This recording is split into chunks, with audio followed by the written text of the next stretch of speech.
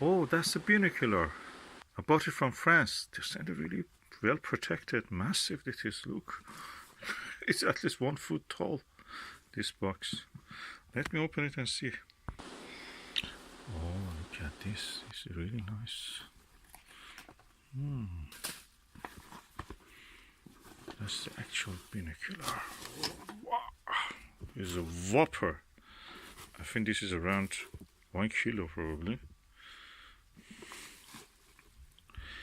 That's Binocular, but there is also inside it, there are filters and there are receipts and there are manuals also. So, when I was young, I had one of these binoculars, 12x40. That was also Russian, a very good quality it was. I could see easily explore the Milky Way with that. Very wide field. Oh, the lens are clean. That's what I wanted. The lens are clean. That's a massive